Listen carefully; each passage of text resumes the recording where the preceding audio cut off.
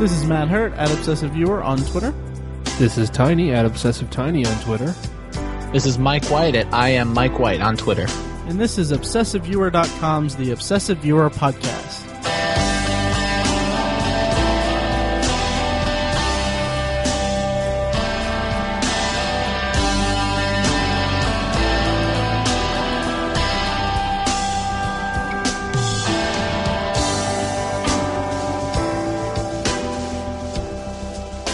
How's it going, guys? It's good. Terrific. Actually, I'm just okay. I'm a little sick. Yeah, what's that all about, Tiny? I don't know. I think I have AIDS. Oh. No. Been there. I don't know. Just my nose is like a faucet. It's crazy. So you may hear me shutting my microphone off and blowing my nose. Yeah. Matt is actually right next to him, standing by with a tissue to wipe his nose. Yes. Every time there's a drip. No, we'll need to get AIDS for that. AIDS, like assistance. God damn it. Lowercase AIDS. Yes. That's the distinction. Well, yeah, awesome. that's how you'd spell the disease, is all uppercase. Right. Yeah. It's a very good point. Yeah. Damn right it is. So, yeah, first of all, I want to sincerely apologize for our last two episodes. Our recording, the sound quality has been a mess. We had that chopping stuff come back, and we're working on fixing it. Right now we're using a different laptop to record, and I thought that it was the mixer, but I don't know if it's the mixer. Oh, it's smaller, and it's smaller, and you have it set to where you can't right-click. So. Yeah, because I'm not a slave to Bill Gates. So we're using a different laptop, a smaller laptop with less space on the hard drive, to record. I don't apologize for anything. No regrets. No regrets. No regrets. Not a single letter. No regrets. Is it? No regrets. Is it regrets or ragrets? Ragrats. Regrets. Regrets. That's right. Yeah. No regrets. Nice.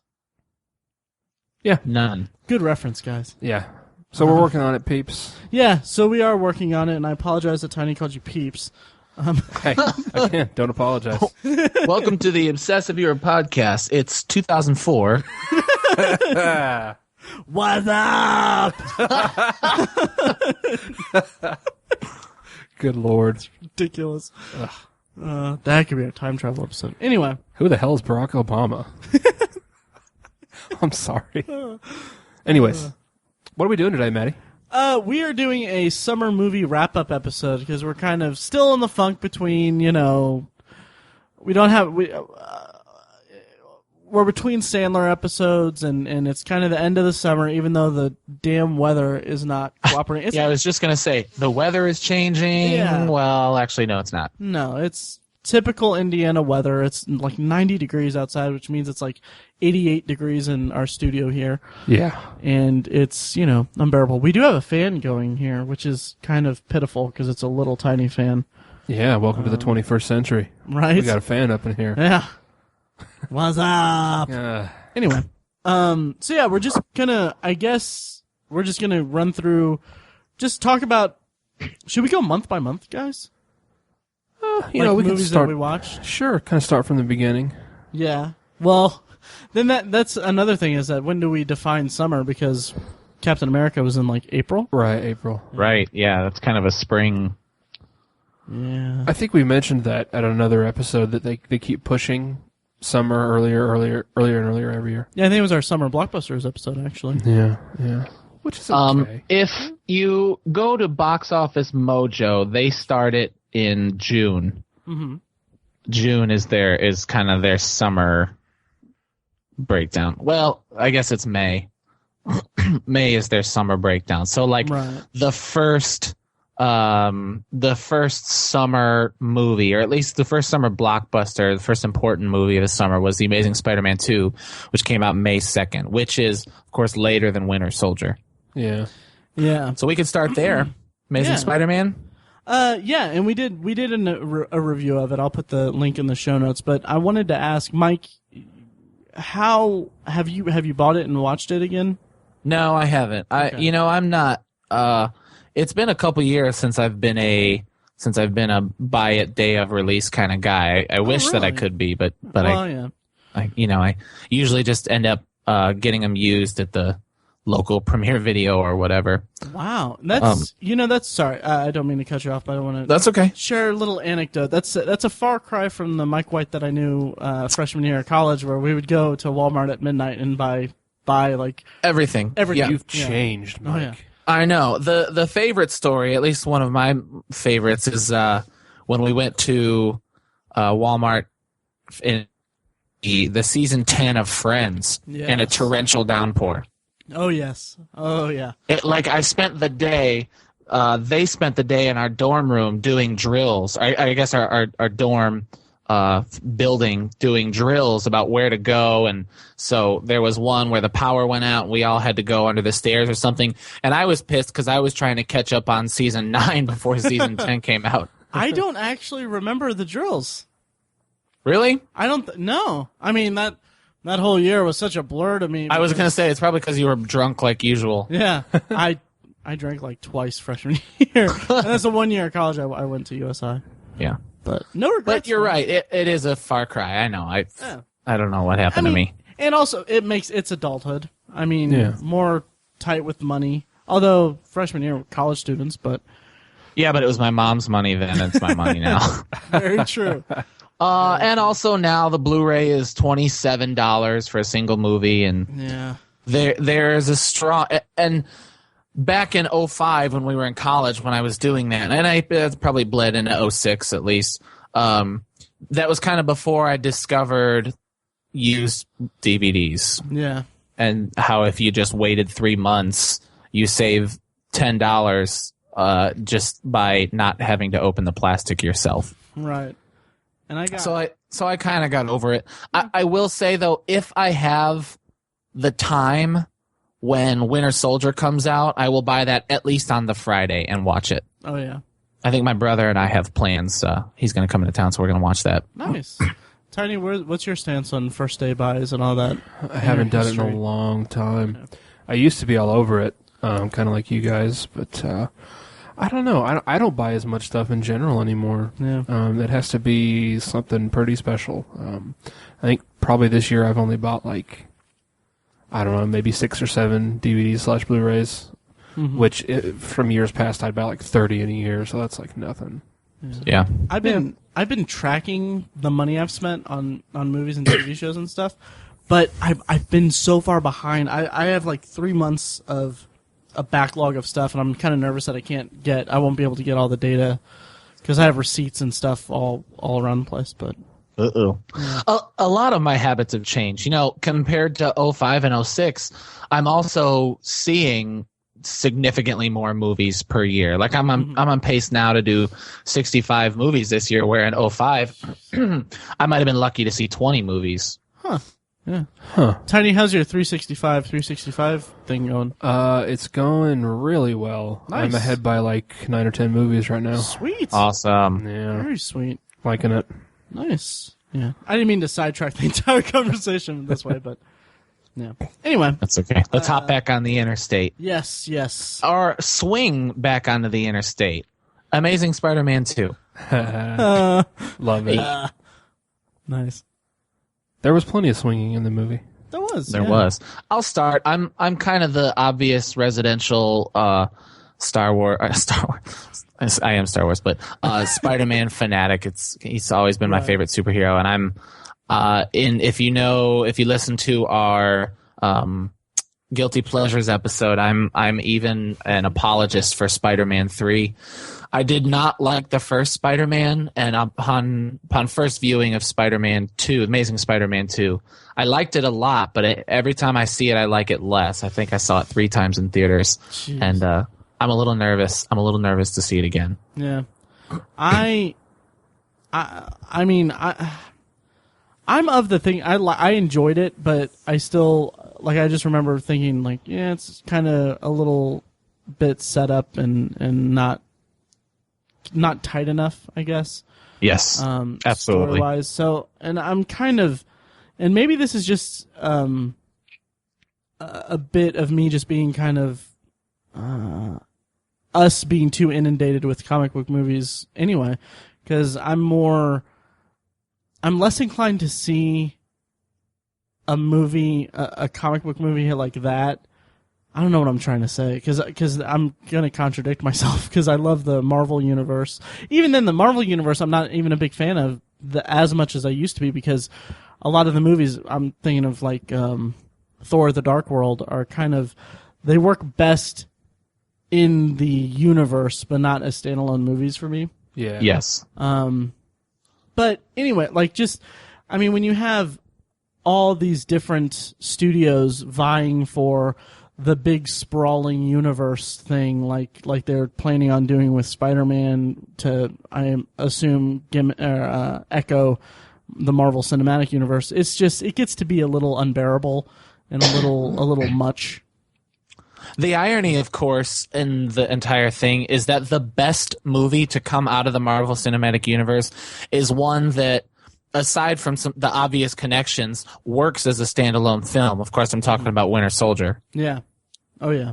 And then to go even further, probably the second best is Guardians of the Galaxy. You know, I had so much fun with Guardians of the Galaxy that it'll be interesting to revisit Winter Soldier and Guardians of the Galaxy again. Yeah, I agree. It might be a single-day double feature for me. Oh, yeah, totally. And they're both fairly standalone movies. They're especially right, to my Guardians. point, exactly. Yeah, yeah. So. You know, I recently rewatched Winter Soldier. Yeah? Loved it. But it's still, I'm going to keep it as like my personal choice number 2 in the Marvel Universe so far. Okay. Avengers still takes it for me. Yeah. Okay. Yeah, but I can't take anything away from it. But anyways, my Spider-Man 2 thing, you know, I liked it a lot actually when I saw it in the theater, despite all its flaws. Mm-hmm.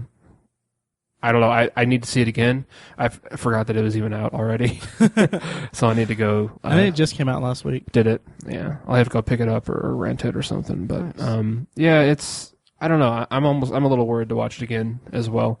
But you know, it's Spider-Man, Right? and it's looking like the franchise is like dead in the water, anyways. So. See. And I hope it is. I don't think that's the case, because I think there's news that's come out that says they're still going forward with Sinister Six. Isn't that the? I think that's the assumed news. Yeah, I think that's what they're talking about. But I also think that might be them trying to save face. I think they're a little worried about where it might be going, and so they're trying to just say things to kind of calm fears. Seems like everything I see to do with Spider-Man 3, Amazing Spider-Man 3, is just dead in the water. That's what it sounds like. Yeah, Spider-Man 3 is officially pushed back. It will not be the next one if there is a next one. Wow. It'll be Sinister Six, which I think is a joke. I don't know. I think I mentioned this on the podcast before, but I don't understand how you can make the distinction between a Sinister Six movie and a Spider-Man movie, because Spider-Man is the only hero in it, correct? Yes. So what's to separate it? Is it just the perspective? I suppose. So weird, very weird. But why would you have a movie that's? I don't know. Why would you have a movie that's centered around the villains like that? How do you make them sympathetic? When I don't know. It's foolish. Yeah. Yeah, I think a lot of people are confused by it. Yeah. Even people who don't really read the comics, like myself. Yeah. And there's a lot of news, and like just Googling Sinister Six movie, you have like 2 days ago an article saying, did Mark Webb just confirm the Sinister Six lineup? And a bunch of like those kinds of what's the word I'm looking for? News blurbs, kind of. Yeah, rumor mill kind of things. Yeah. Yeah, none of it's very constructive or anything. Yeah. So, I don't know. I'm not particularly excited about the Spider-Man universe and the movie. If you had asked me if we had done this halfway through, it would have been pretty high up on my list of summer movies. But I imagine upon revisiting, it won't be. Yeah. Let me ask you this, Mike. Being such a big fan of Spider-Man, obviously you know the lore and you know the history and the mythos of Spider-Man and all that. How would you make a franchise?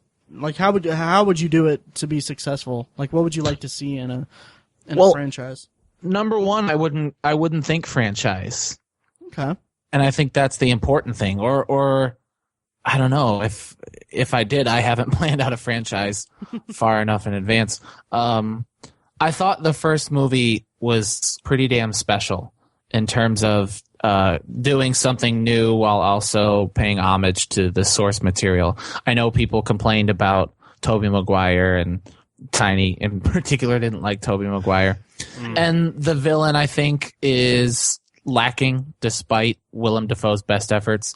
But I think you have to go with a Green Goblin story, and I think the first one was as close as we're gonna get. But I don't know. It's not really my job to franchise build. So Yeah. So I don't know. Moving on. Yeah, totally. We'll stay. It's still in May, and I want to talk briefly. I know you guys didn't see the movie Chef, correct? Right. But that will be top 1 or 2 of the summer, top 2 or 3 of the summer, and at least in my top 5 of the year when it all shakes out. Of course, it was with Jon Favreau, written, directed, and starring. Just fantastic movie. Yeah. But opening on the same weekend was Neighbors, and I know you guys saw that movie. Oh, yes. Yeah, we saw it together. Tiny. Yes. Yeah. I love Neighbors. Yeah. It was so funny. Zac Efron is, I think I've maybe said it before. I hate that I love him, because I should hate him by all counts for multiple reasons. But he's a charming guy. I mean, like whenever He really is. There's something about him. he has that quality to him. So yeah, he was fantastic in this. He was hilarious, and I just loved the. It had a good improv-y kind of feel to it, but like not that they strayed so far away from the script that it was kind of messy, like some of the Apatow movies get. Right. Yeah, I thought it was really good, a really funny movie. I never would have, like 5 to 10 years ago, never would have guessed that Rose Byrne would be like so funny in movies. Yeah, I mean, like genuinely, like she gets a ton of laughs. Yeah. Yeah, she was more funny than perhaps Seth Rogen in that movie. Yeah. I'll have to revisit it, which I plan to do soon. Yeah. But yeah, I think the bubble has popped on Seth Rogen. I'll agree with you, but I think it's popped for movies that he isn't directly involved in, because he didn't write this one. I think he's saving his more passionate and working stuff for stuff that he's like more involved behind the scenes with. That's just that's total just off the mark, off the cuff theory there. But yeah, when he does movies like 50-50, yeah, that's some Sure. really good stuff. yeah, Yeah. Or This Is the End. Yeah. Yep. Yeah. Guilt Trip, I haven't seen that. not so much. I didn't see that either. That's him and who? Barbara Streisand. Babs, dude. Yeah, Yeah, it was pretty awful. yeah, I missed that one. Yeah. So yeah, circling back, I wanted to ask you guys. I don't have the numbers in front of me, but what was the box office take on Chef? Because I know that it kind of opened independently, then it branched out, and it was kind of, I don't know if it was going city to city, but it did have a wide opening. But I kind of wonder, how did it do in the box office? Do you have? 29 million, considered a huge success. Oh, it's really good. Yeah, 29.5 million. Nice. Yeah, it's Yeah. a success. Yeah. Going back even further, though, interestingly enough, Amazing Spider-Man 2, 202 million, number 6 for the year so far, Jeez. and considered a failure. Right. Yeah, that's Isn't that crazy? I hate Yeah. it. I hate it so much. Yeah, just money. Yep. They pour so much money into these things and that's one thing that I respect the hell out of Jon Favreau, because he had Iron Man.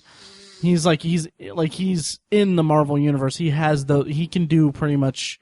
He has power behind him, and he goes and does Chef, which is as my understanding of it, is very intimate, very personal, very small movie. That's something that I just respect the hell out of him, because it's clear that he's just really into the art of it and the whole process of art, and he's not really in for, fame and stuff. I've always liked him, so. Yeah. He's pretty cool. Yeah, he's a good guy. Neighbors, 150 million. Number 10 for the year. I'm glad that was successful. Sorry, I had my microphone off. I was blowing my nose. I'm glad that movie was successful because it was me great. too. I loved the Robert De Niro scene, the impressions. Yeah. That was. And there's so many parts of the movie that just I was laughing hysterically throughout it, but I'm really looking forward to seeing it again. It's good. I'm having trouble thinking of excuse me. Having trouble thinking of a comedy this year that competes with it. I can't think of one. Best comedy of the year so far? Best comedy of the summer, maybe. Surely. How do you guys compare it to 22 Jump Street? Tiny, have you seen that yet? I had never saw that. Oh yeah. Oh man. Yeah, 22 Jump Street I thought was I'll have to see it again also, but I thought it was really funny. A little bit almost too meta, but there's one joke. The Q-tip joke, Mike. On the football I can't field. remember it. It's Enlighten me. yeah. Avert your ears, Tiny. It's when they're going out for football or whatever, and Channing Tatum, he has the Q-tip. It's so random. He has a Q-tip, and then the guy is eating the sandwich, and like they bump into each other, and then it's like, oh no, I got my Q-tip in your meat sandwich. Oh yeah. It's like, I guess it's a meat cute. A meat tip. cute. I was like for weeks after that, I just had that in my head, and I was like, that is so funny. That's hilarious. Yeah. That was a really brilliant moment. There were. And it was also one of those like movie fan moments that made me feel like kind of a bit of an elitist. Yeah, it was like me and Jake in the theater laughing at that joke, and that was about it. That's awesome. But yeah, it was hilarious. Yeah, it's so ridiculous, but it's so good for that movie. And the movie. You're right. I guess I'm just thinking. I really like the story, and I really like the script of Neighbors, and just. Because it's a sequel, and as we know from Scream 2, by their nature, sequels by definition are inferior to the first one. I think I can't help but give 22 Jump Street that stigma, despite the fact it being a very good sequel. I still think I'd give the nod to Neighbors just for originality. And I agree completely, but I also have to give notice to 22 Jump Street, and I'm not going to spoil it for Tiny because he hasn't seen it, but. The end credits, or whatever you want to call what happens after the movie, I thought that was just really cute and fun and hilarious. If you remember, Mike. Okay. Yeah. Yeah. I'll look forward to that. Cool. Yeah. So, what's next? I want to get into the first one that I hated of the summer, the Godzilla remake. $200 million, number 7 box office, released May 16th. Yeah, we talked about it on the podcast, and I remember I think me and Tiny were just okay about it. Was that right? Yeah. I think I liked it a little more than both of you guys. Yeah. I liked it. I thought it was incredibly sloppy. I think by now we can say, I'll warn, spoiler alert, but we can say that Bryan Cranston was wasted. Yeah. Oh, God. And tragically so, in that his story was the most exciting. Yeah. And if they had gone with that, I think the movie would have been a lot better off. I like Aaron Taylor Johnson. I thought he was excellent in Godzilla. He was downright pretty awful in Godzilla. What did you think he was good in? Kick-Ass. Kick-Ass. Okay, you said Godzilla. Yeah. Oh, sorry. Oh, that's fine. I'm drunk. Oh, there goes Mike drunk again. Yeah. I'm drunk. Wow. There goes Mike sober again. Yeah, I've liked Aaron Taylor Johnson and several other things, but I just don't think he had anything to work with in this, really, in Godzilla. Yeah, that's true. Could have been the script, and I think it was the script. And we know from experience that the young Olsen, what's her name? Elizabeth Olsen. Oh yeah, we know from experience that Elizabeth Olsen is good. Yes, and she wasn't good in this movie. Yeah, she was kind of throwaway. She had nothing at all to work with. Right. And I will say, just really briefly, if anyone wants to check out Elizabeth Olsen, like talented Elizabeth Olsen, check out Martha, Marcy, May, Marlene. There you go. Thank you, Tiny. Yeah. There it is. also, rolls off the tip of the tongue. That's such a good movie. It's such a kind of haunting movie. It's one of those. It's about her escaping from Manson family like cult, and it's really impressive. Yep.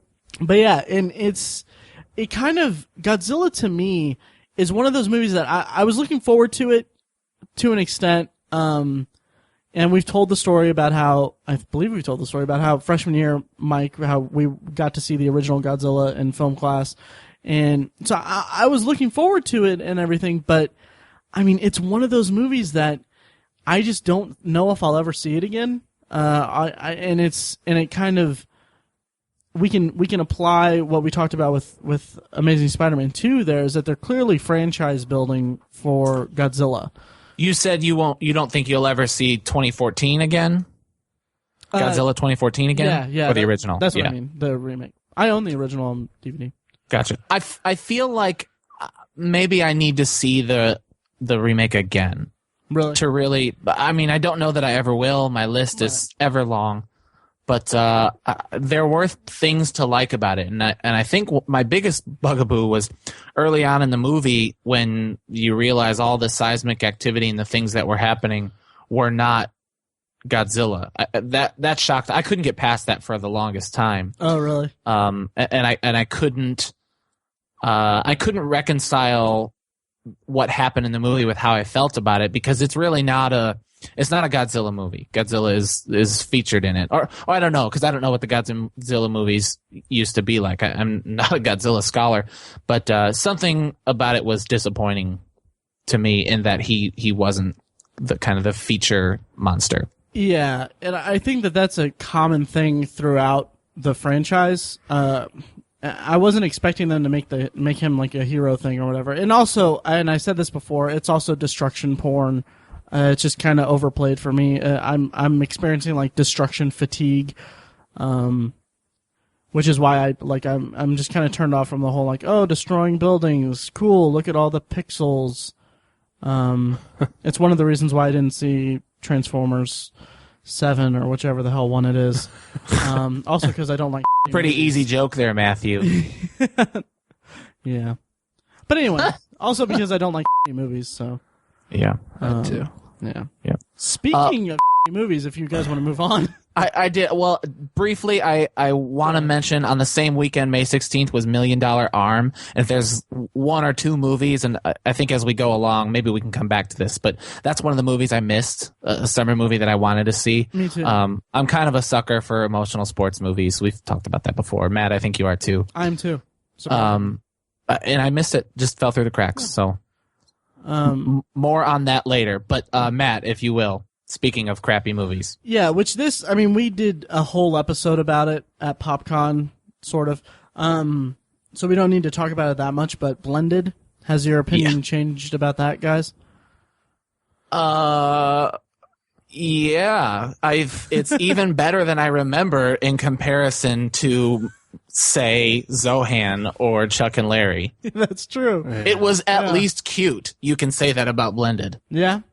And this will come out before Summer of Sandler 4, but there are some real stinky turds in Summer of Sandler 4. Oh my god. And Blended is on a higher level than those movies. Blended kind of fits, I think, and again, we'll talk about this next week. I feel like we're kind of stepping on our own toes here, but right. Blended, I think, would fit in with the Summer of Sandler 3, Series 3. Yeah, in terms of the quality of the movies. Right, exactly. Yeah, that's a good point, yeah. Yeah. Oh man. I've only seen one of the movies for Sandler 4, but we're going to talk so much about it. Yeah, this is going to be the one. That's going to be the one. So stay tuned for that. I expect probably a bloated episode too. But anyway. 46 million, by the way. It's number 21 for the year. And he's got more movies coming out, so we'll see what happens. As a side note, have you guys seen the trailer for, what is that movie called? Young Men, Women, and Children? Yeah, Men, Women, and Children, the new... terrible title. Yeah, what's the guy's name? Is it Ivan Reitman? Oh, that's his son, Jason Reitman. Jason Reitman, yeah. Jason Reitman, right. But man, that trailer and we might talk about it on Sandler 4, but Men, Women, and Children. It's based on the book by Chad Coltzgen, which I'm hoping to read, and I'll put a review on Book Nerd. But anyway, that trailer's just so engaging. It's one of the better trailers I've seen in a long time. It looks to me to be a featuring Adam Sandler kind of movie. Yeah. Definitely. Yeah. And I really am a fan of Ansel Elgort. Mm-hmm. Totes. Oh, yeah. So I'm looking forward to it. Yeah. Summer of Sandler Part 5 coming summer 2015. Yeah. And he has a beard in it, so... Not again. God. So he has a beard in this movie, so you know he's like super serious. Yeah, super duper serial. But yeah, so let's go back on something happy. Matt, I know this is your one of, if not your movie of the year so far. Days of Future Past. Oh, so time travel. Yeah, came out the same day as Blended. And I saw Days of Future Past at the midnight, or not the 9:00 screening. Right. That Thursday. Yeah, I'm looking up when it comes out on Blu-ray, because I'm going to buy that Blu-ray. That's going to be like a day one Blu-ray. Oh, wow. It comes out on October? Huh. That's not bad. October 14th. That's not bad. No, it's not, but I kind of wish it was like today. Well, Captain America comes out like Tuesday, right? Does it? I think so. Amazon I know it's out on digital. Right. I don't know. Amazon's weird. X-Men. We've kind of gone ad nauseum about it in the past, but in terms of summer movies, what do you think? Where does it stand? Tiny, do you want to run with it? Yeah, it's a top 3 for me. Nice. Absolutely. Yeah. Man, I thought it was such a great, just a great jolt to the franchise. I mean, First Class was terrific as well. I liked it a lot, but I thought it was kind of, I thought it was sort of a standalone kind of movie, like not as connected to the the main trilogy, the X-Men trilogy. I mean, of course it is connected, but just the big jump into the past was a bit sets it apart. And so this one, tied everything together, and just, I don't know, just the scenes where James McAvoy was talking to himself, basically. Just because James McAvoy is one of my favorite actors, hands down.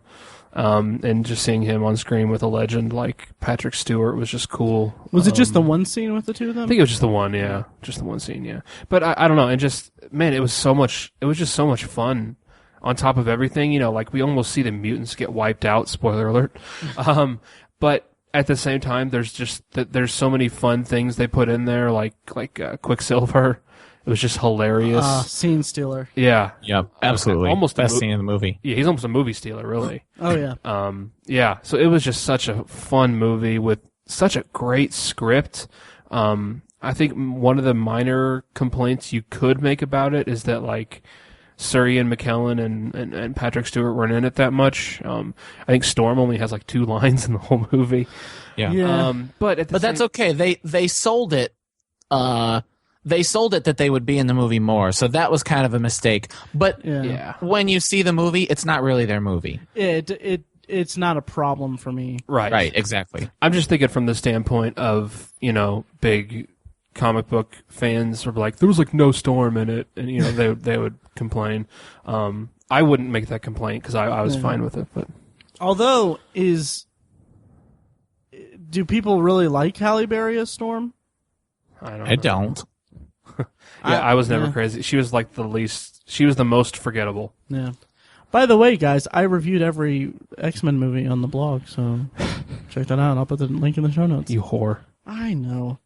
Yeah, Jesus. Great movie. I can't wait to see where it ranks on my top 10 of the year. Yeah, I can't wait to see it again. I think it'll be pretty high. It's number 4 for the year. 232,751,000. Nice. Released May 23rd. Yep. Yeah. And what I loved about it, and I'll just say this briefly and we can move on, is I love that it was like Bryan Singer was basically walked in and was like, all right, f*** what they did in this movie, f*** what they did in this movie, let's fix this. And it was like, I don't know, and you know, it's funny, going back to the whole idea of franchising, it felt like he was course correcting the franchise, and it left off in a way that made me want to see more, like it made me, like, is drawing me into X-Men Apocalypse. But it didn't feel like it was franchising. It felt like it was more passionate than that, which is something that a lot of summer movies and these big tentpole movies are in dire need of. Very well said. Yeah. Thank you. Yeah, absolutely. Absolutely. It was it's a shining example of what a good superhero movie could be as part of a franchise while also standalone. It's very similar to Winter Soldier. Uh-huh. Yeah, totally. Yeah. So before we leave May, you guys didn't see these movies, but I wanted to touch on A Million Ways to Die in the West, which was a critically drubbed, and box office wise, it only made $42 million. So, Seth MacFarlane. Seth MacFarlane. Sorry, I'm like fine. Seth Rogen. What the hell? Seth MacFarlane. I think we can say that he's got a lot of work to do to revive his movie career. You know, yeah, and I was really interested in seeing this movie, but I kind of wonder what Don't see it. That's what and I've I'll heard. tell you what, the part that you might be looking forward to, you saw it in the trailer. Yeah, that was one of the things that pissed me off. The little cameo there. Mm-hmm. Yeah, You saw every bit of it in the trailer. that sucks. Damn. It's a shame. And then one more from May, which is actually the third highest grossing movie of the year so far, $237.5 million, Maleficent. Wow. Never saw it. That had Angelina Jolie. Uh-huh. Yeah. And Vicus. Are you serious? Yeah. It was so under my radar. Wow. Really? It's Yeah. a big deal. It was, and I was like, all right, cool. Yeah, sure. Is it part of a Disney thing? Yeah, it's basically isn't it like a prequel to Snow White? It's Sleeping Beauty. Sleeping Beauty. Okay. Same It's a fucking movie. re-imaging, it's all that. Yeah. It's from the perspective, of course, of the evil queen Maleficent, and tries to do as all those types of movies that take the point of view of the villain, tries to show their good side and that they are just misunderstood. Is the Sleeping Beauty? She's played by the younger Fanning daughter, right? Elle Fanning, yeah. Elle. That's right. She's pretty great. Like from the stuff I've seen her in the past. She is good, and she's good in the movie as well. Is she? And Nice. and Angelina Jolie in the movie is great. Nice. The movie's pretty stupid. In the same semi vein, I guess. I don't know, but how do you guys feel about Frank Darabont writing and directing The Huntsman, Oh my gosh. the sequel to Snow White and the Huntsman? Oh. He must need a paycheck or something. Yeah, I guess. Well, Is he really that salty after being fired from Walking Dead? Well, he did Mob City on TNT of all networks. It was How the mighty have fallen. I know, right?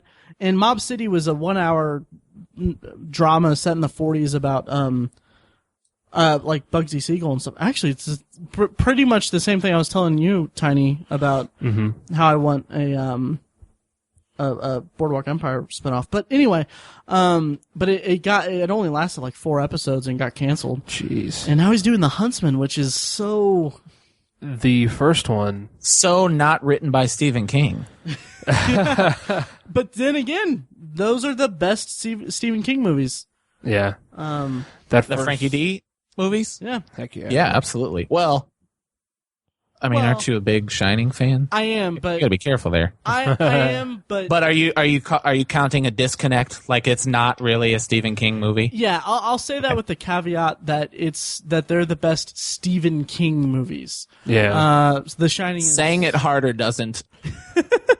meaning that they're not necessarily respectful, but they're more in tune with Stephen King's original work. Yeah, yeah. I know what They're you're the saying. best adaptations. There you go. Right. I think Shawshank's better than The Shining. I do too. But I know how Matt feels about The Shining. It's Shawshank is better. Yeah. I'll just say Okay. that. I might even say The Mist is better than The Shining. Yeah, I would say that. We'd have a nice debate. Yeah. Anyways. Anyway. I would say they're all better. I mean, you guys know how I feel about The Shining. Right. The Shining is a fucking beautiful movie. But in terms of content, it's all right. Yeah. It's really good, but it's not. Over the years, I've come to see it as overrated. Really? Yeah. Wow. Yeah. But I still enjoy it, though. Yeah. I'm looking forward to seeing it on the big screen when it comes to Keystone Art. For their, that's a midnight, isn't it? Oh, yeah. The first one. What's the date of that? The first week of October, I think. I might have to come out for that one. Yeah. It's going to be that.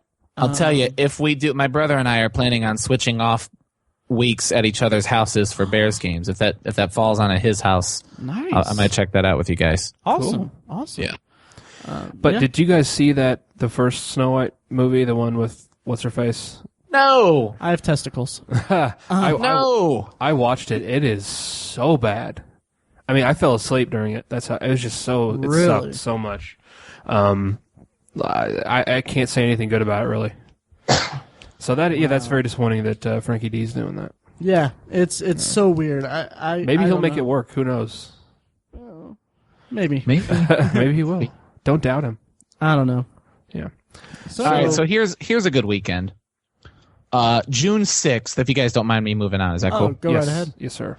June 6th, 2 movies made relatively the same amount of money, close to the same amount of money, are ranked 12 and 14 for the year so far. One considered a huge success and one considered a huge failure. I'll start alphabetically with Edge of Tomorrow or Live, Die, Repeat. Yeah, before we get into this, can we talk about the weird stuff that's going on with the studio rebranding it? Please, explain. Okay, so what they're doing, if you guys haven't noticed, with the DVD release of Edge of Tomorrow, they've retitled it pretty much. So like in the posters and stuff when it was being promoted, it's this big poster that says Live, Die, Repeat as the tagline of the movie. But the movie's title is Edge of Tomorrow. So what they've done is based on a graphic novel titled All You Need Is Kill. Which I hate that title so much. Of course Yeah. you do. All You Need Is Kill it just doesn't sound right. No. It's and people online are like, they should just went with the original title. I'm like, I would have never seen it. But anyway, so they're rebranding it. The DVD is just Live, Die, Repeat, and it's weird too because at the bottom it says like Cruise /Blunt / Edge of Tomorrow. Yeah. I'm like, is Edge of Tomorrow an actor in the movie? Yeah. It's rebranding, and they're trying in terms of like the internet, and like if you go to the store, it's still, I think, technically that is still technically Edge of Tomorrow, and on the Blu-ray it's still technically Edge of Tomorrow. But if you download it on iTunes, it is called Live, Die, Repeat. Right. So I find it interesting that certain whichever avenue you choose to download it, it's not the same name. Yeah. That could be confusing. I wonder if it's an attempt to drum up publicity because it has been publicized. Like there have been, blogs and websites and whatnot who have written about it. Like, why are they doing this? This is strange. That's true. And now it's a story. So it's back into Sure. most of the time it's like, oh, hey, Captain America comes out Tuesday.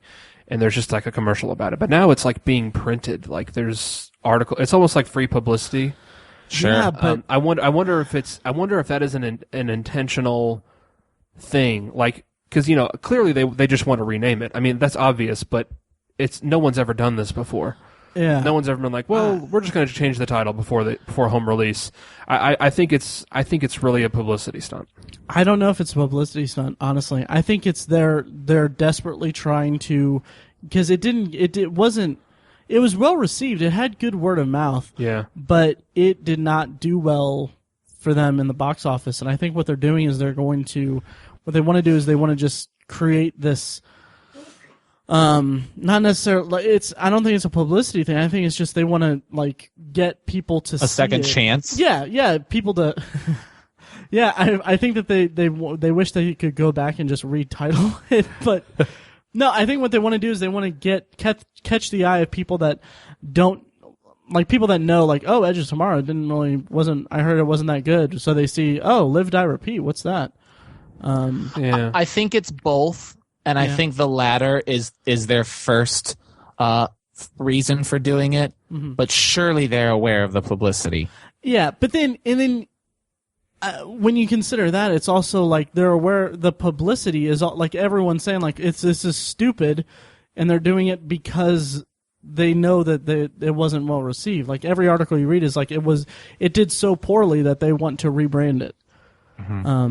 That's my take on it. So yeah. Well, what about the movie? My opinion hasn't changed. I haven't had a chance to see it again. Yeah, it hasn't been released. I really liked it a lot. Liked it a lot, and I think we don't. I'll say to listeners, we don't usually our internet conversations to each other, like before shows, are pretty cordial and mostly personal, and we don't really go into depth with like reviewing and things because we kind of try to save them for the show. This was one of the movies we talked about most this summer on the pod chat. It is. Do you guys remember that? Yeah, it is one of the ones you guys talked about most in the pod chat. Yeah, I think that was because it probably would have been a little sloppy to talk about it on here. I don't know. It probably would have been a good episode. Yeah. But I think we covered it in a past episode, didn't we? No, briefly. A little bit. Well, I don't think Briefly? Matt. I don't think Mike and I talked about our qualms with the ending of the movie. Right. Yeah. Because for me it didn't. The issues with the ending didn't really affect my overall opinion of the movie, but I think for me it very much did. Right. I don't think we ever fleshed that out on the actual podcast. Well, no time. Moving on. No, I'd have to see it again. It's been too many months. Yeah. It's one of those movies that I wasn't hooked on it the way you guys and everyone else seemed to be. Oh yeah, that's right. On the internet. It just was unaffecting to me. I think part of the lack of success for the movie, it's pretty easy to tell what it is. It's because we've had so many alien invasion movies. Yeah. And then I think people are kind of a little sick of Tom Cruise in this kind of movie. Yeah. Yeah, they are. And so I think those are the two biggest factors, which I think it's unfortunate that it's an issue of timing. Yeah. Like if it was 5 years from now or 7 years from now, maybe it would have been a little more successful. But or just before Oblivion. Right. Yeah, and I was gonna say I liked Oblivion better. Oh, really? Yep. Huh. That's shocking. I will say, as a complete work, I do too, because of that damn ending for Edge of Tomorrow. I appreciated Oblivion, but I liked Edge of Tomorrow. To each their own. Yeah. Yeah. Matt, that's interesting, and we'll get to this later on. There were a few real critical successes that kind of missed their mark with you. Yeah, and I'm going to be very curious to revisit them. Yeah, I'm interested to see. Yeah. The other movie that came out on June 6th made slightly more than Edge of Tomorrow, but was considered a great and obvious success, was The Fault in Our Stars. Oh, yes. And Tiny, did you see that movie? I did. By myself on a Sunday. Yeah. We all saw it. We all read it and saw it too, so... Yeah. I think we talked about it in a potpourri, but man, I really liked it. I still really like it. Yeah, and I liked it despite... Because I read the book in less than 24 hours. Yeah. I stayed up till like 3 a.m. to finish it. Loved the book, but it's interesting because the movie's like measurably different than the book. Not hugely, but just, you can break it down how different it is. But the movie still was just terrific. It worked really well. I didn't think the book was that much different. I thought it was one of the closest.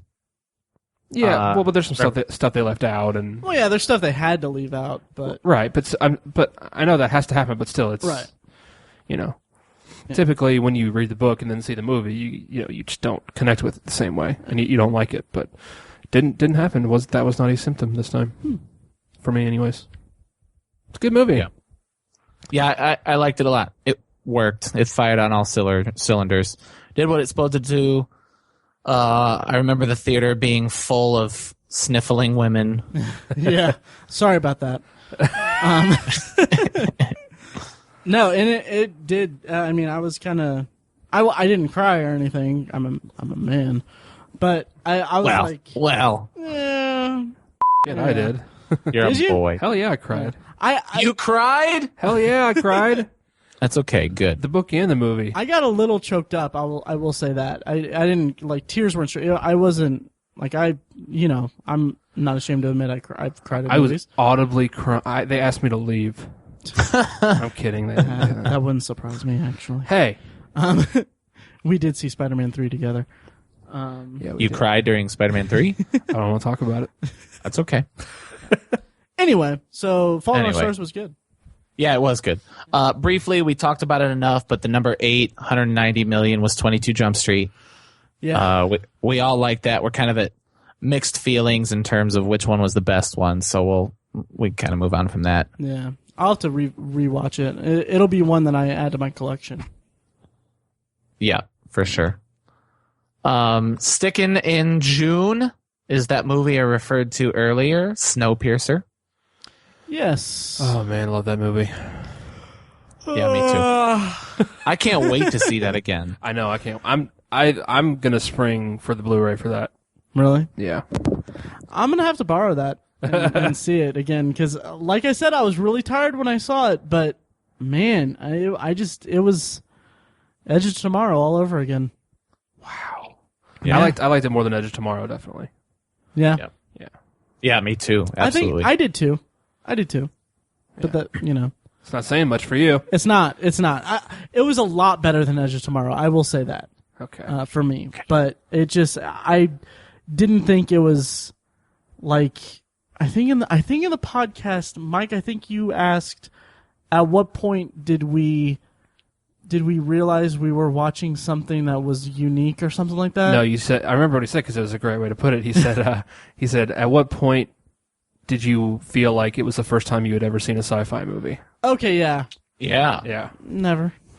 Yeah. I didn't have that feeling. I just didn't have that feeling. Huh. Oh man, That's too bad. Yeah, it's weird. I don't know, but I was thinking about it. I really liked the scene where they shot the gun through the window and it like as the train was going around the curve. Yeah.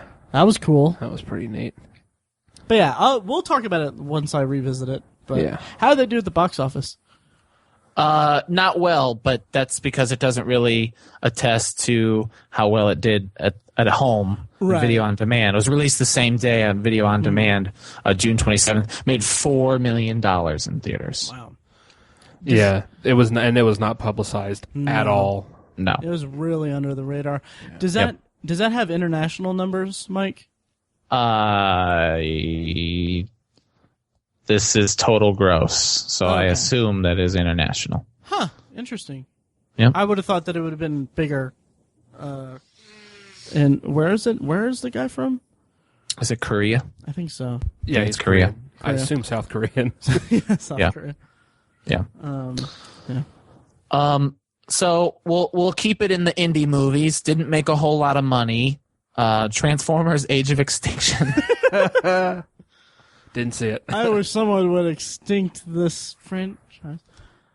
I'll just say, if you didn't see it either, Matt. No, I haven't seen a Transformers movie since the second one, because the second Transformers movie, I was about halfway through, and I was like, oh, good, it's almost over. And I was like, I was bored out of my mind. Yeah. It was awful. Transformers. I'll sum it up. I mean, 3 words. This f***ing movie. Seriously, it is hands down, no contest worst movie of the year, and could be a top 5 worst movies of all time. Worse than Snowpiercer? I'm totally screwing with you guys. You're hilarious. Totally joking. So funny. Yeah, whatever. But yeah, anyway, wow. So that's not shocking to me. Yep. Number 2 in box office, $243 million. Apparently, the train is not stopping anytime soon. So that sucks. And it goes, and like I said before, like one of the reasons why I wasn't too crazy about Godzilla is like, oh, look at all the pixels. I think, is this the lowest? I think this might be the lowest grossing Transformers movie. Oh, is it? I don't know. Because I was looking at the box office earlier, because there was news about Expendables 3, their box office stuff, and it's strange that there has not been a $300 million movie this year.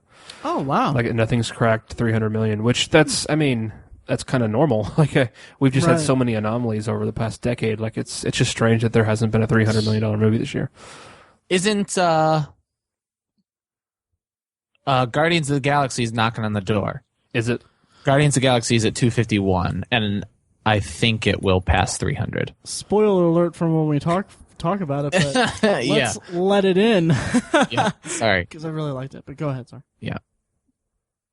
Did you have any more to say, Tony? I was still reeling from Matt's stupid joke. Yeah. Should open the door. Yeah. It was good. I'm just surprised. I'm just surprised that with all the huge movies that have come out this year, I think, some of these movies we talked about, like, Days of Future Past and other movies, maybe later on, deserve to crack 300 million, be massive successes. Anyways, and then also Expendables. I don't know if you saw it, but Expendables 3. Not yet. We're seeing it next week, and I can't wait. I haven't seen it, but did you see the numbers for this opening weekend for it? Yeah. Significantly lower than the other two. It Really? made $6 million. Oh, wow. 6. Not 16 or 60. 6 million. I wonder if that's going to okay, first of all, I have not seen any of the Expendables movies. Yeah. It's something that I want to see. I just haven't gotten around to it. But are they really going to make an Expendables, or is that a joke?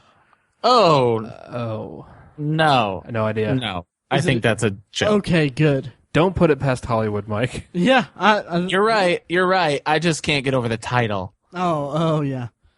I mean, yeah. Expendables. Oh my god. I mean, all you need is kill, though.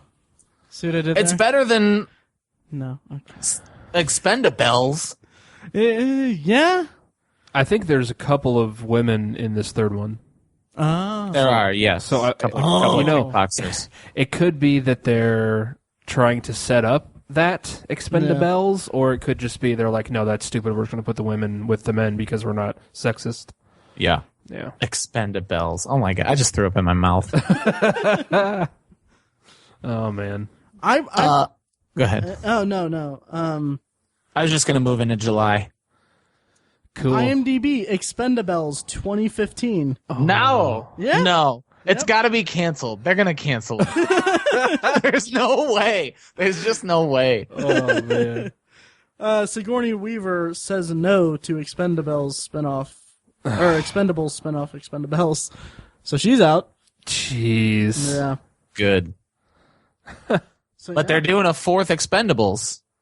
wow. Really? Yeah, and Jackie Chan won't do it. Huh. Or I think is doing it. It just signed on to do it, but didn't agree to do any of the ones before because he just wanted to do one with Stallone. Oh, okay. I see. He's very selective now. Jackie Chan is. Yeah. I mean, he really is. I mean, I think he only the movies that he makes. The money that he makes from his movies, he donates all of the money to charity. What an ass. Yeah. Yeah, I don't know why I brought that up, but anyways. Interesting. All That's right. Yeah. interesting. So let's move on. We're kind of Yeah. taking up a lot of time. Just quickly moving into July. Did you guys see Deliver Us from Evil? No, but I heard bad things about it. Yep. It's not great. Yep. Did you guys see Tammy? No, but nope. Yep. Nope. Not great. Nope, right out of it. No, it was as awful as you might have guessed. Is the box office reflective of people falling out of love with Melissa McCarthy? I don't know. What do you think 83 million is? It's number 15. That's pretty good. It's pretty good for a female-driven comedy. Yeah. Damn. That's disappointing. It is disappointing. I say that blindly because I haven't seen it, but I'm not going to see it. Well, it's correct. I mean, you're not far off. Nice. On July 11th, Boyhood came out, which has rave reviews. Have you guys seen it? No, but I really, really, really want to see it. Yeah, it's one I want to see. Yeah. Me too. Yeah. Released on the same day, Dawn of the Planet of the Apes, and we talked a lot about this one, so We let's did. keep this short. But 203 million, number 5 in the box office. Yeah, and check out my franchise review of Planet of the Apes on the site. Show notes, links. There you go. Moving on. Well, we don't have to move on. Okay. I'm glad it was a success. Me too. That's Yeah, what me you too. said, right? Yeah, it was a success. Yeah. And people loved it. Yeah. I'm glad that people loved it. And I'm looking forward to see where they take it and how They much. did. I hope they continue to take it. I'm looking forward to a third one. Mm-hmm. I kind of said, like, my thoughts haven't changed on it. It might change when I see another one. It was incredibly well made, but I kind of explained myself and I said I don't think it does much to build the mythology, and I stick by that. But sure. I'm excited. I'm excited to know there's a third one. Right. Yeah, me too. Cool. It's similar to The Dark Knight. Is what, like, I don't mean to say that it was a bad movie because it didn't build the mythology. I just mean to say that it's not 100% necessary for trilogy-ification. Right. Right. If that's a word. So, it is now. Anyway. Yeah, it is now. Yeah. July 18th, you guys saw I Origins. I did not see that. Yeah. Really good movie. Tiny really liked it, and I liked it too, but... Matt, you're such a downer this whole summer. It's... Yeah, WTF, bruh. I'll talk just briefly about it. Like, it was a good movie. It was well done, had a really good voice to it, I guess. But there was just, like, one aspect of it that just kind of bugged me. A couple aspects of it that just bugged me. It was kind of the central relationship of the movie. It was Michael Pitt and the... I can't remember her name, but French girl. The French actress. She was a new French actress. Yeah. But their relationship was kind of it was good, but it was the way it was depicted. Parts of it seemed a little bit pretentious to me because they're wildly different ideologies, and it was kind of to the point where Michael Pitt was just kind of, for lack of a better word, he was just a dick to her about her beliefs, and I was like, that's a little pretentious. And not really in tune with their feelings as depicted on the screen. That was my only real complaint about the movie. Otherwise, it was really good. And there's a turn in the plot about halfway through the movie that just blew me away. So yeah, cool. I really loved it a lot. The director, Mike Cahill, is that his name? Yeah, I think that's his name. I love the type of sci-fi that he's doing. Mm-hmm. He's sort of just presenting these. He kind of presents the plot, which is a very sci-fi-ish plot, but then he just focuses on the characters, and it just takes a back seat to like big CGI or huge thriller moments. It's just like it's all about these characters interacting with each other. It's so refreshing. I love that kind of that small scale sci-fi like that, and I love what he's doing. His other sci-fi-ish movie was called Another Earth, mm-hmm. which also has Britt Marling in it. She was in this movie as well. That's a really good movie. Check that out if you get a chance. And definitely check out I Origins. I just thought it was great. Yeah, I recommend it. It was a good movie. So, yep. Okay. Moving on, July 18th, Sex Tape was not successful, and while I'm disappointed for Jason Segel, I'm glad that the team that made Bad Teacher did not make a whole lot of money in their second movie. Yeah, I never saw Bad Teacher, but I heard bad things. And Mike, as a teacher, was it offensive to you? No. Okay. No, it was offensive to me as a movie watcher. Okay.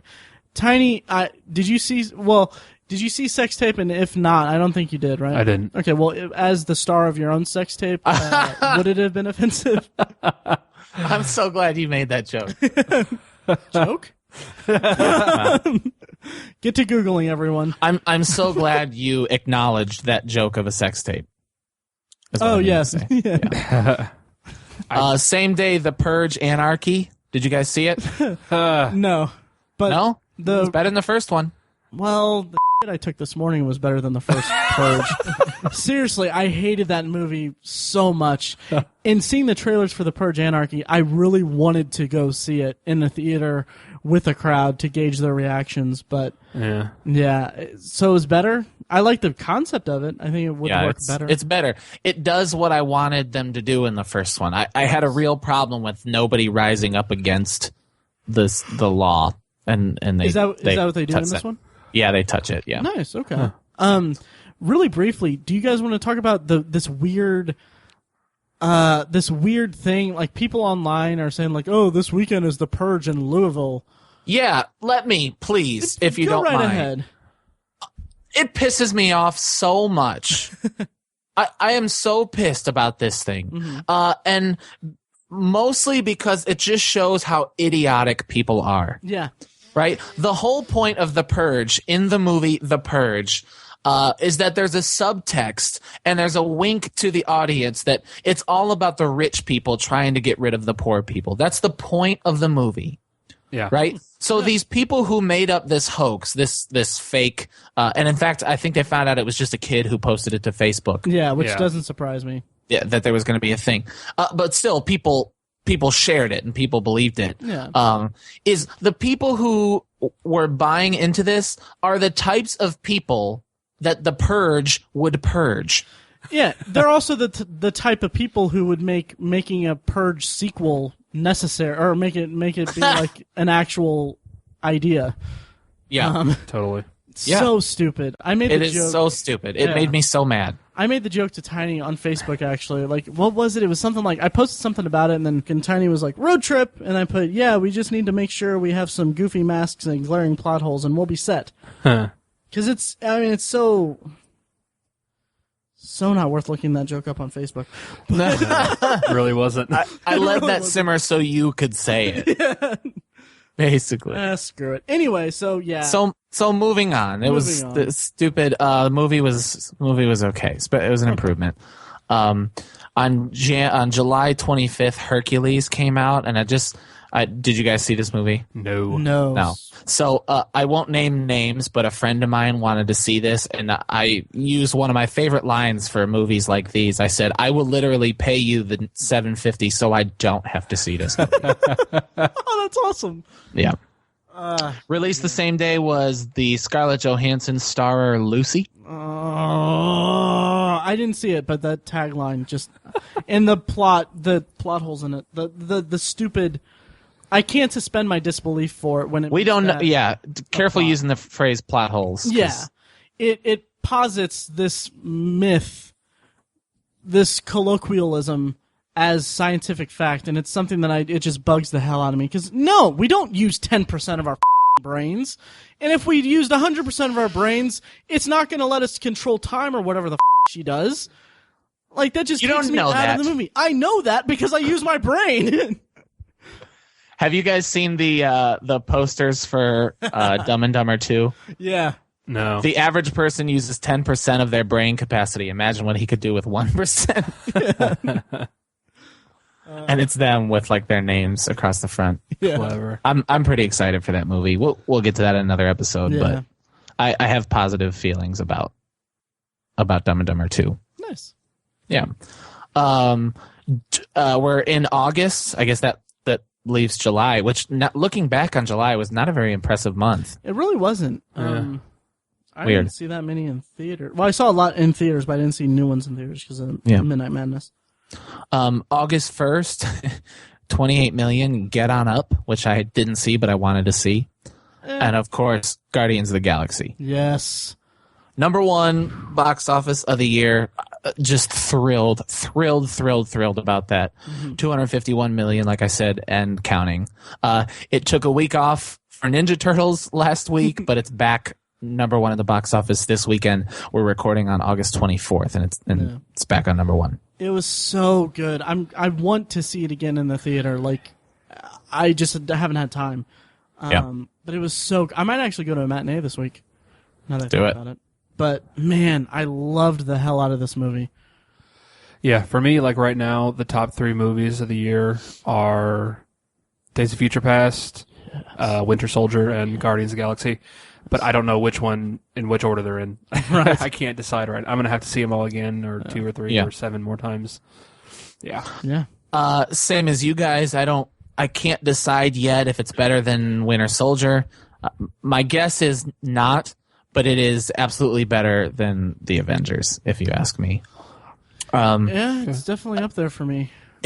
Avengers was great, and I don't mean to discredit it at all. I know a lot of people, of course, a lot of people love that movie, and I love that movie, and it was fun to watch. But it was encumbered by what it was and what it had to do. It was it had to give each person their own amount of screen time. There was very little amount of time afforded them for fanboy Easter eggs. There were very few Easter eggs if you really think about that movie. And that kind of bummed me out. That's kind of a staple of Marvel Universe movies. Guardians of the Galaxy, on the other hand, it was like Easter morning I mean, there was so much from Celestials to just the Nova Corps was interesting. Seeing all the Nova officers, just so much of that kind of stuff. And further, the end of the movie, the climactic action scene, is the best use of a team aspect in a team movie that I have ever seen. Yeah, it was awesome. I also love the term, the name, the turd blossom. I love the use of turd blossom. Yes, Turd blossom. Yeah.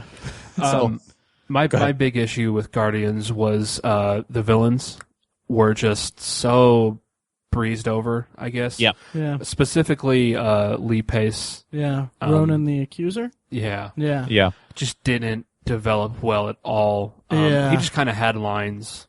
He just kind of said things. I mean, you could tell the guy was evil. Yeah. But there was just no depth to him whatsoever.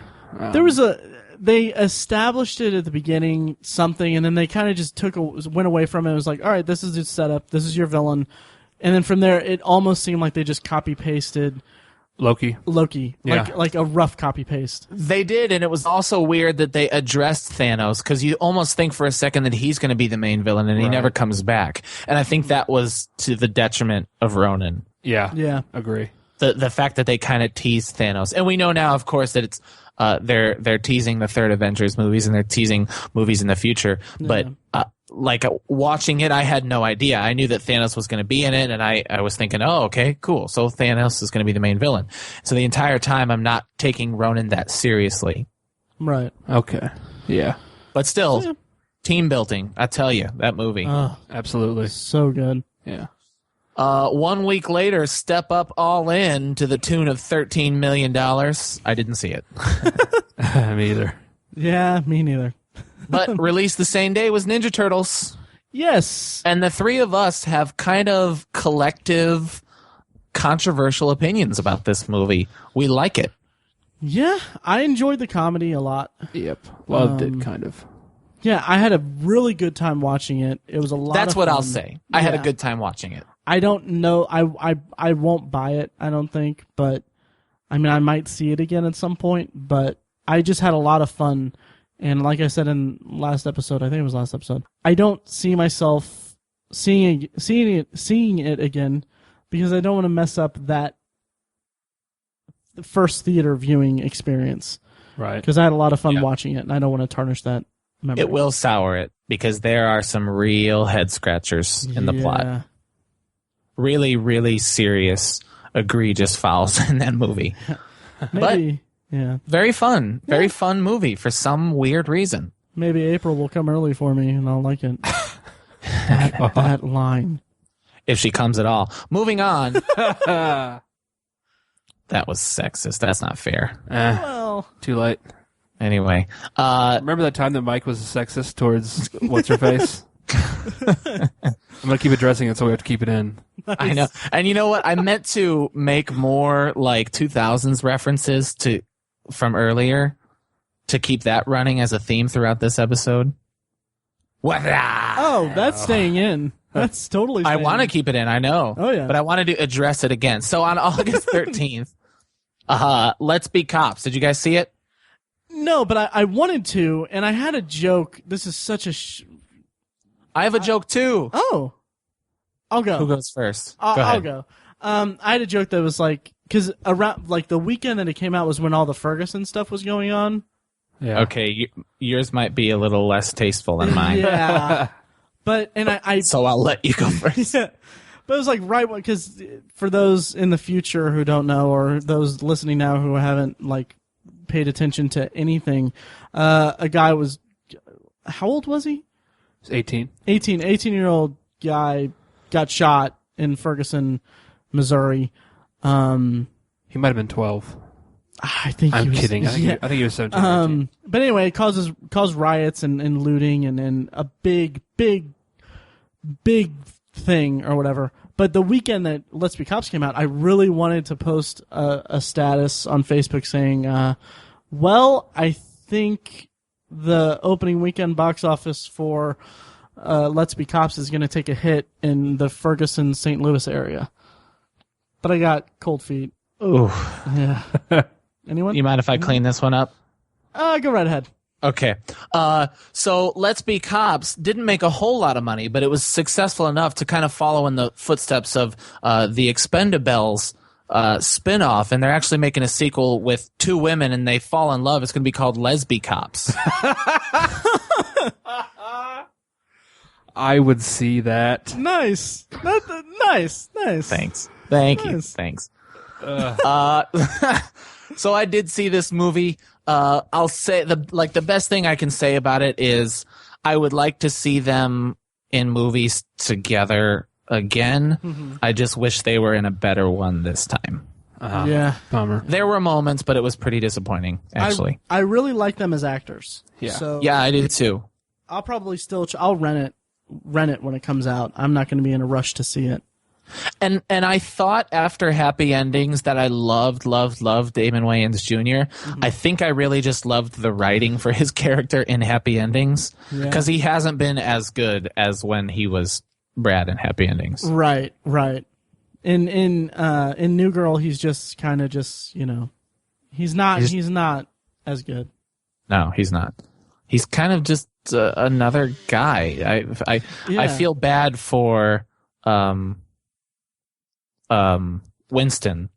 Yeah. Because they're kind of taking him. They're kind of the ancillary characters. Yeah. Of the show anyway, and they're kind of taking jokes and screen time from him, who I think is a far superior character. Oh, when he does those really awkward, I don't know how to characterize these actions, but it's when he gets kind of psychotic a little bit, but he does it in this dim-witted kind of way, or this really almost playful kind of way. I mean, that's some of the best parts of the show for me. Yeah. I don't know how else to characterize it, but yeah. So we're kind of coming up on the end. There's maybe 2 or 3 more movies left to talk about. And I guess that's kind of it. It's kind of it. Is there anything else coming up that isn't out yet that we would consider a summer movie? Is there a summer closer? No, I don't think so. All right. Well, then August 15th, The Giver. Did you guys see The Giver?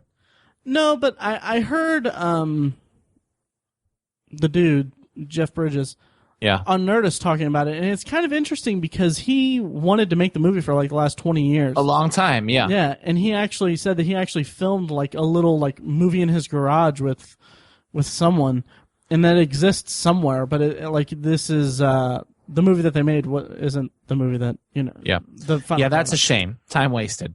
Yeah. And I really liked the book when I read it in junior high, but I mean, the movie just looks run-of-the-mill dystopian future teen young adult movie. So horrible script, horrible acting. So overplayed right now. Yeah. Yeah. That concept. Mike, did you see it?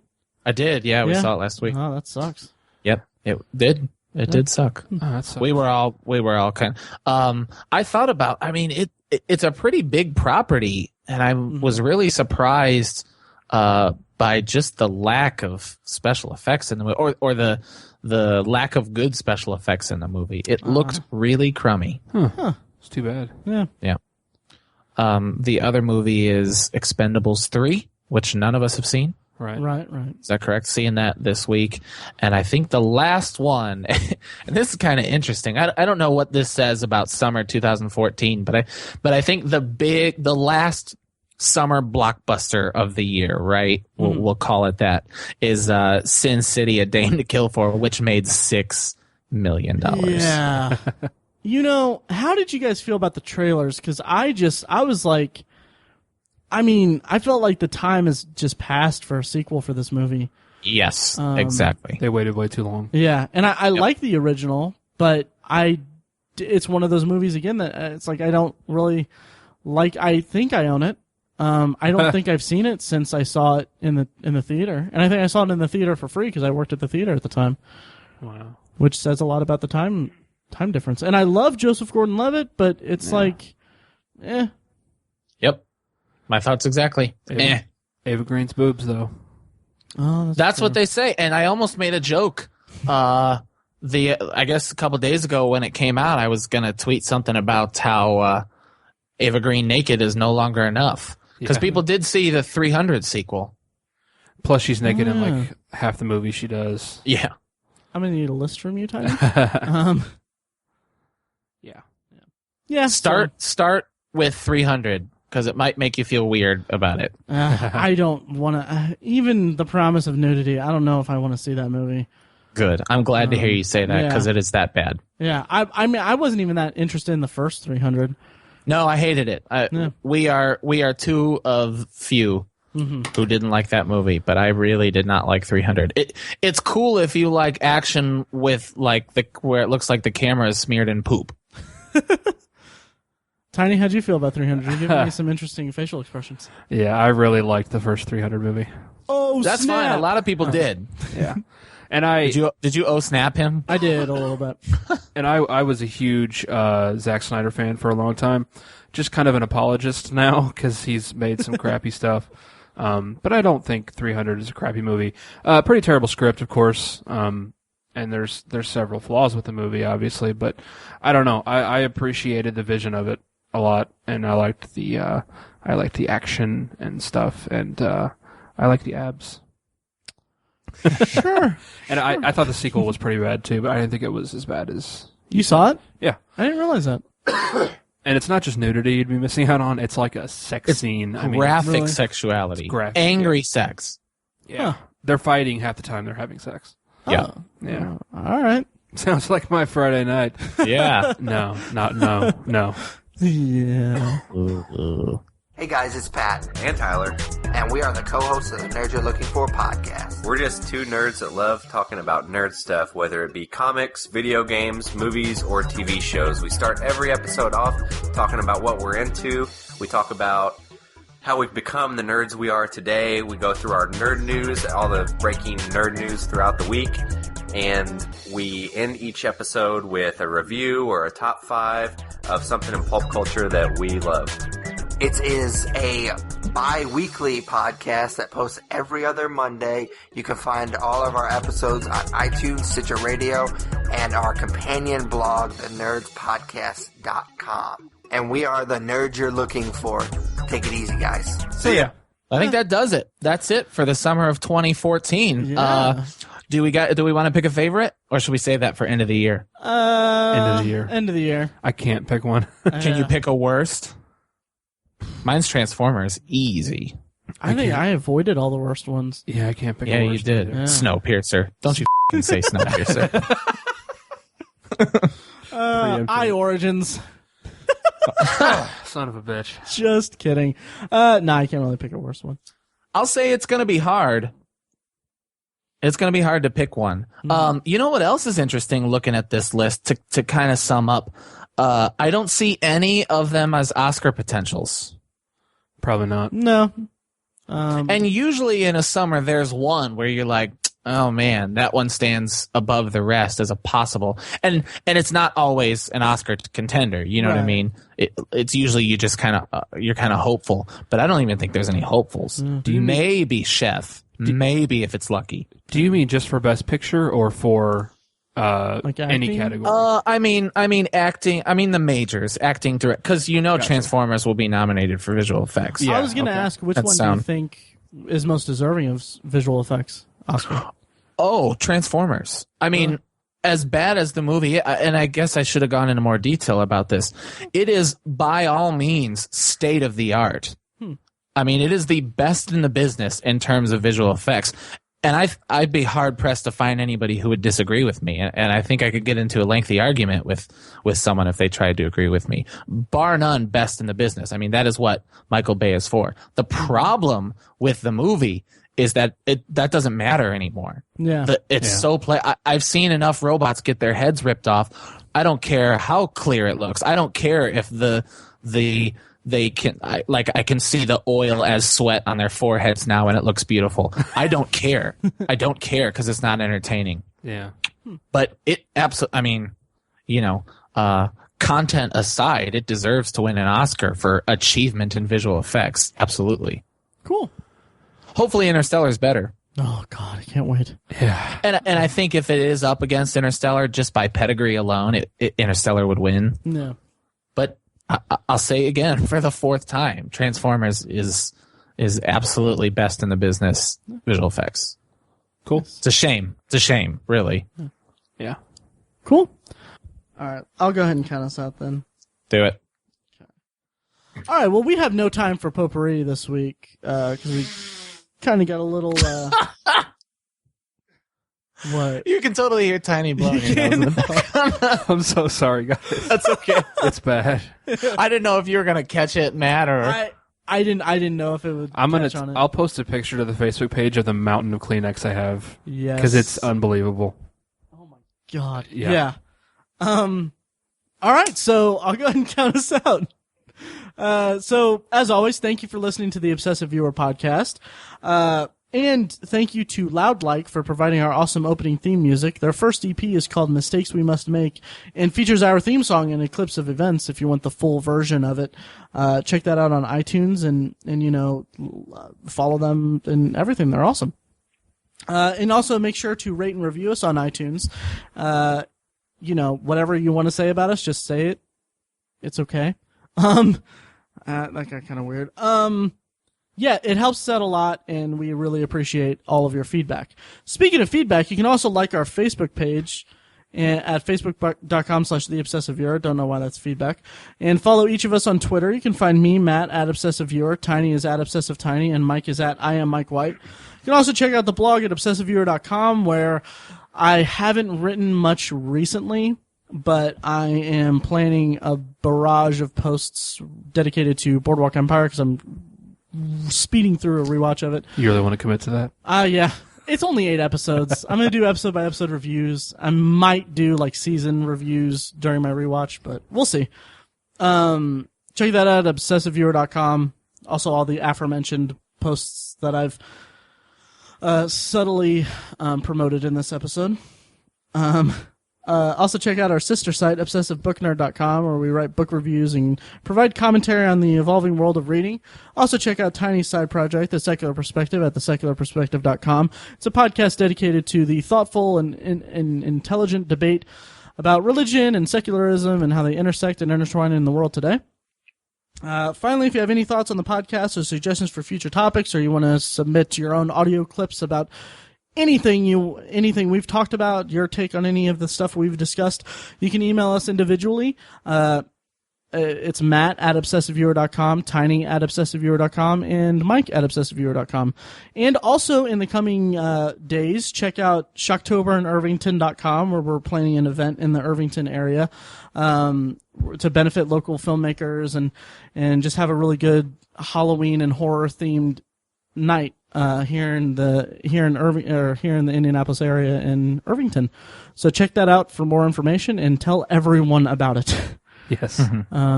Yeah. So I think that about does it. Yeah, a couple things, just a couple of corrections when we were talking about the box office numbers. They are domestic box office numbers. Just wanted to clarify that. The other thing is Captain America Winter Soldier does not come out on Tuesday. It comes out September 6th? Okay. Or 4th. I don't know. Whatever that Tuesday is. Yeah, September I think it's 2nd. 2nd? Yeah. Okay, 2nd. Yeah. September 2nd. Huh. So it is not coming out. It won't be out by the time you listen to this episode, Right. I guess is what I'm trying to say. And then other than that, we'll be wrapping up Summer of Sandler. Yes. I guess leaving summer behind us completely and coming into our favorite time of year. We got some cool ideas for Shocktober this year, so that'll be cool. I can't wait for the weather to break. I know. I'm so looking forward to fall. So, yes. Awesome. So, all right. That about does it. Apologize again about the sound issues last couple weeks. Hopefully this episode's fine. We haven't checked in a while, but... No regrets. No regrets, yo. What's that? What's up? Know what I'm saying? Bud Wise.